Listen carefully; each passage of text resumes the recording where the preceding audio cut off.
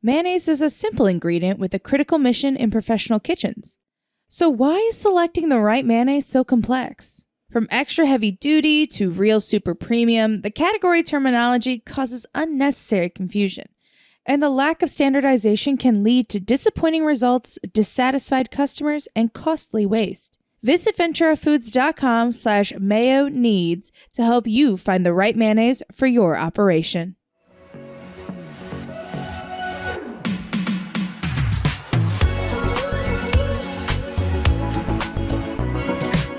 Hello and welcome to Menu Talk with Pat and Bret. I'm your host for this week, Bret Thorn, Senior Food and Beverage Editor of Nation's Restaurant News and Restaurant Hospitality. Pat Cobe, Senior Menu Editor of Restaurant Business, will be hosting next week. But right now, if you stay tuned, you're in for a treat because both Pat and I interviewed celebrity chef and restaurateur Stephanie Izard. All three of us were at the US Foods recent Food Fanatics conference at the Mandalay Bay Casino in Las Vegas, where Stephanie talked about her career and did cooking demonstrations and just in general lent her considerable charm to the festivities. And she took the time to sit down to talk with me and Pat. At the very moment, in fact, that she was opening a new restaurant at a different casino, the Hollywood Casino in Joliet, Illinois. There, she's opening a new fast casual concept called Lucky Goat. Get it? Because all of her restaurants have goat in the name, and of course you want to be lucky at a casino. Stephanie also recently opened her first licensed restaurant, Valley Goat, in the Silicon Valley town of Sunnyvale, California, at the Treehouse Hotel there. But that's not all. Stephanie Izard is also working on a licensed fast casual concept at the Orlando, Florida airport called Cabrito. It's a variation of a Peruvian concept, Cabra. Cabra, of course, is goat in Spanish, and so Cabrito is kid or baby goat. She's a delightful person to talk to, a really nice interview. We talked about her career, her menu development process, how it's weird to be famous, and a variety of other topics. I hope you enjoy listening to it as much as Pat and I enjoyed talking to her. And now, here is Stephanie Izard.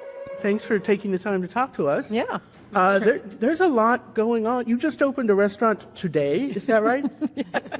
We opened, it's a fast casual that's inside a food hall at a new Hollywood casino in Joliet. It's called Lucky Goat, a new brand that we created for that. So we were there training, but because casinos, it's a little tricky with staffing, it got pushed back, of course. But my team's there and they'll be great. So you were training today in Joliet. No, I was training there last week. Okay. I was like, you can fly. One of my friends, he calls me Wonder Woman all the time. He's like, I don't know how you go to all these places at the same like time. A virtual reality character. Exactly, yeah. Yeah, and you said licensing, but that's franchising, basically, Valley Goat. Mm-hmm. Let me go back to Lucky Goat.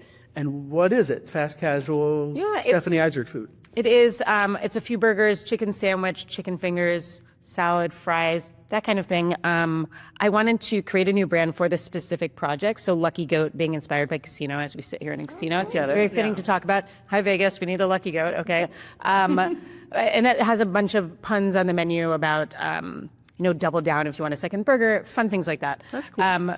But it's fun when you create a new project, just thinking it's for this little side thing. It's not and then I got really into the brand because I just love building brands. And so now I see it as an opportunity of something we can test market there. We're doing it in Aurora, opening the same concept in a few months. And then we can see if we can branch it out and really, why not just start a whole line of fast casuals? Why not? Sure. Well, you opened your first restaurant at 27 for the hell of it, I just learned. Right. I guess I've been in the same job 26 years, so I think differently. But was it? You kind of just very recently told everyone not to think that much about it, like just go and do it. Right. Is it because 27-year-olds are kind of young and not that smart? Did that help? I think so. I still am that way in some ways, but I do think things through, a little bit more. I think I've learned that from my business partners. So when I opened Scylla, it was, just me. I had help from a lot of friends that I asked favors too to help me figure out how to open a restaurant. How do I write a business plan? How do I get money? And we put it together. And now I look back at myself now, I think trying to go back to 27 and doing it without my business partners, I don't even know if I could. I mean, I was so fearless that you just kind of every day you just went and tried something and you figure it out. Do you think it's different now than it was back then? I mean, is it more challenging in the environment to open a restaurant? Yeah. And then, I mean, I think for everyone it is. And I think also there's so many more restaurants. So you have so many more restaurants that you're trying to vie for those guests to come in. And then just on a more personal level for me, because once you start to have a couple of successful restaurants, the level of expectations is much higher. So a 27-year-old woman that's never owned anything before, it's only been a sous chef, just suddenly opens a restaurant. I don't think, nobody's expecting any greatness. They're just expecting, whatever it is. And so it gives you the opportunity to really blow people away, hopefully, by doing the best you can. So I think, but once you're up here, it's, Yeah, there's a lot more expectation. Yeah, there's a lot more expectation. So I remember when we opened Girl on the Go, my business partners, and I just told them this at our 15-year birthday. They were like, we really don't want the headlines to be Top Chef ? I was like, well, I don't either. The pressure after you win a show like that, and then you're opening your first restaurant after that had so much more pressure. And how about the airport restaurant? We're very intrigued by Oh, yeah, right. They're opening. You just announced that in Orlando. Yeah, well, I just kind of announced it, and I probably shouldn't. Looking at my manager, he's like, stop talking about it. But we just are partnering with some folks to start diving into airports. I think it's such a great, I think airports are trying to have better and better restaurants, and it's almost become a competitive thing where, you want to be the airport known as having the best restaurants. When you land in a terminal and it's the one with the bad restaurants, and you're like, why can't I be in the other terminal where the good things are? Exactly. So we're working with folks that really want to do chef-driven restaurants and other, great concepts in airports. And so my first step is going to be in Orlando, and we're just going to see how it goes. I'm excited. How many restaurants do you have now? I have 7, plus a couple of, I also have a little outpost at the United Center, so some smaller projects too. And what is R&D like? 'Cause Pat and I will interview the chef at Arby's or Wendy's, and they have, they'll have a whole ideation and a panel and everything. What's your process? I make something and I say, is it yummy or yucky? If it's yummy, there we go, and then we walk away. But literally, we don't have a in-depth process. I'll walk into work sometimes. Now I'm walking into all these different restaurants, and I'll come in and say, you guys, I just made this yummy sauce the other day. I really want to put it on the menu here somehow. Let's play around with it. And I get with my chefs, and we put something together. We all taste it and think, what does it need? It probably needs a little pickles if it doesn't have that. Does it need more texture? And we go through it, and then it hits the menu. It moves very quickly. As you, I think from my storytelling of just the way that my career has gone, I move quickly, and the same thing happens. With Lucky Goat, because we want to turn it into something bigger down the road. And when you're thinking about a chicken sandwich, you can take it 1,000 ways, and you could drive yourself nuts trying every different process of getting it just that crisp that you want, all these things. And I spent, a handful of days kind of working on different tests, and you have 20 breasts or chicken. We're doing chicken thighs sitting there. Do you want to brine it? Do you not want to brine it? Does it sit in buttermilk? What's the flour going to be? All of these things. And for that, I think it'll be an ongoing R&D. So we launch it and see, does this process work in fast casual? Does it work in volume? So I think it's an ongoing learning and being able to adapt as you start to see better ways to do things too. So you don't use Little Goat was kind of more casual, from the store. Are you trying to cross-utilize any of those menu items into some of your new concepts? There's definitely sauces that you can see hitting different menus. It's funny. Well, I made this lucky sauce that I think I mentioned it during my demo today. I actually just posted a video today using it on a chicken sandwich at my house. It's new. The other day I was just like, I need to make something that's simple because it's a fast casual restaurant. There's not a lot of prep team. Everything has to be. So we have pickled Fresnos on the menu. How do I use those and the liquid in something else? So mixed with Kewpie with this spice mix we're putting on our fried chicken sandwiches, and I tasted. I was like, oh my gosh, this is delicious. So now we have it. We're serving it with grilled oysters with sausage and sausage butter at Girl on the Go in both cities. We're using it on a new burger at Little Goat Diner, and it's the Lucky Sauce on the Lucky Goat menu. So I'll make something new for one restaurant, and then it creeps its way into other menus in different ways, but you probably wouldn't even notice unless you're on our team. And my chefs think it's funny. We have a ginger chili yum sauce is one of my other new favorites. It's from going out to Hot Pot and one of the condiments.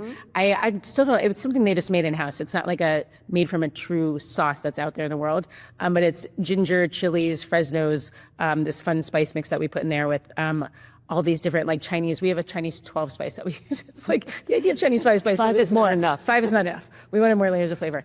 And it has chili oil and all these things going on, but it became this sauce. I was like, oh, I kind of love this. So we use it at Duck Duck Goat. It's on Valley Goat. It's in a bunch of the menus, but you wouldn't detect it as being the same sauce because it's used in such different ways. What's the deal with Valley Goat? Why did you decide to set up a licensing situation? So we were approached by the hotel group. So it's the same group that owns the One Hotels. They own Treehouse, and this was the first launch of the Treehouse brand in the U.S. And so they asked us. It was kind of just a few months before the opening was getting ready. Would you be interested in jumping into this project? And so went to the location. It's this beautiful oasis in the middle of Sunnyvale. You're like, there's Google and there's the highway and all these things. And then you pull onto the property and it's just like thousands of plants and trees and this beautiful property. Looks like Anthropology and Plant Store had a baby, which is just like my life. And so I was like, yes, please. And when you're going into a licensing deal or a new project, you have to make sure that you're like-minded. So after talking with the folks that run the hotel, very similar approach to hospitality, celebrating our teams, sustainability, all the different things that they believe in are very similar to what Boca and what the Goat restaurants. So it just seemed like a good fit and it's fun to be in a different area in Silicon Valley. That's neat. Well, and the Orlando restaurant in an airport obviously will also be licensed. So that sort of kind of clued you into how to do that. Yeah. And that one's, it takes a little while. Airports, much more complicated to get into than I ever had any idea with, different companies pitching it and winning bids and all of these sort of things. But that'll be fun to kind of try that, try one, see how that goes, and then see if there's other airports that are a fit. And again, creating a new concept for that. It's called Cabrita, which is sort of a fast casual version of Cabra, my Peruvian inspired restaurant. So again, see how that concept goes there. And is it something that would make sense to repeat in other markets? Well, it sounds like you're really busy. So. Yeah, by next year we'll have 50 restaurants. No, I'm just kidding.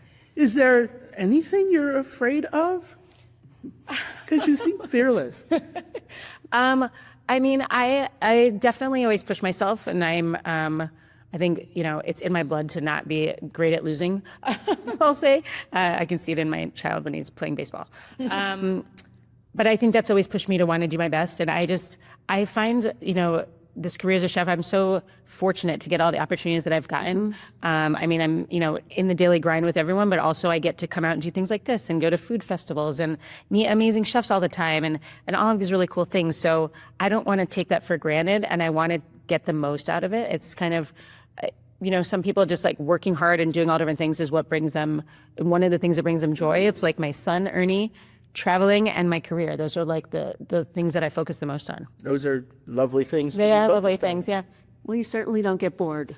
I do not get bored. I know when my son was talking about just going on a beach vacation this year after Christmas, and I was like, I think we're both gonna be really bored after 2 days, but let's go to Australia. He was like, all right. Oh. So was he one of your testers when you try something new? Did he A little bit. Did he like the sauce? Yeah, he was, I was doing a bunch of baking recently, like trying new things, and he likes to come in the kitchen and do that with me. He's still a little bit picky. We're working on it. But I have found, I was saying he tasted this chicken the other day. He was like, it didn't have that much flavor by me. So I was trying to keep it kind of on a simpler side for him. And now I've realized that the more flavor I put on, he likes it better. So we're just going to bring it. Yeah. Good Lord. Yeah, he's great. He's the best. Is it? So you started out as a restaurateur, and then you were on Top Chef, and now you're rather famous. Is that weird? It's really weird. And it's definitely not. I was talking with another chef here that was on the Portland season of Top Chef, Gabe, and we were talking about it, like how the first time that someone ever came up to me, I was actually at the airport in Chicago, and the first episode of my season had aired, and I was on a flip phone. This is how long ago this was, right? And I was talking to my friend, and someone came up there like, "Oh my gosh, are you Stephanie from Top Chef? Can I take a picture?" And I go, it's happening. And I like shut my phone, and it was the most bizarre thing, you know, to have someone come up and want to take a picture with you that you've never met. And I would say I see it as a way to meet all cool people, you know, anybody that's a fan of chefs and a fan of the industry and a fan of Top Chef or Irish, whatever they're a fan of, they're usually pretty cool, you know what I mean? People that love food are like fun to hang out with usually. So I see it as a fun way to meet all sorts of people that I never would have met before. Do you do like food and wine festivals too, like Aspen? And I do, yeah. I've done Aspen this year. It was my 15th or 16th time going. South Beach Food and Wine, Charleston Food and Wine. This is the second year of Food and Wine coming to Charleston and doing their version of Aspen there. But yeah, it's like this little group of us that kind of hop around to different food festivals, but it's a way for us to come together and hang out and spend time together. We're in such a weird world of this like TV chef, real restaurant chef mashup that it's fun to hang out together. We get to meet people that we wouldn't meet that maybe don't live in our cities. So we get to meet fans from other cities. You get to cook together and learn things from each other. It's great. And it's a little, you know, that's when I go dance party. I'm like, in real life, I don't even go out. But when I go to a food festival, you will see me on the dance floor. Well, you know, we actually met in Aspen maybe 10, 15 years ago, and I think we did dance a little bit Yeah, at the that is dessert dance. party. Yes. Why not? Yeah. Oh, yeah. That was my friend, my Jen, who was my chef that was with me, my sous chef. She and I, we started the dance party at that party. I remember in particular, we started moving a little bit. We're like, we need to get this party. We need to get it going. And then a few people around start going. And then suddenly the whole thing was this giant dance party. And I was like, this is my dream. Is it possible you were serving delicious goat tacos at that Aspen event? I think I might have been. I remember the dancing more than the food. Each year, there's so many different events going on that I can't remember all the things. But I do remember, because we just did a 90th birthday dinner for Jacques Pepin. I remember the first year I was there, after winning Top Chef, I made a scallop dish, and I remember just watching him come and take a bite of it, and his eyes lit up, and he was like, "This is delicious, Stephanie." And I was like, you know, like what a dream come true. And it happened. It happened. And now you're kicking ass and taking names. I'm just along for the ride. And everybody's like, what's next? I'm like, I don't know. It's like a roller coaster. We're going to see what comes up. Great. good place to end. Yes, I think I like we had a roller good talk. Perfect. Thanks, guys. Thank you so much. Yeah. It was really fun being with you today. Thank you. That was really fun. It was. Good food. Yeah. Mayonnaise is a simple ingredient with a critical mission in professional kitchens.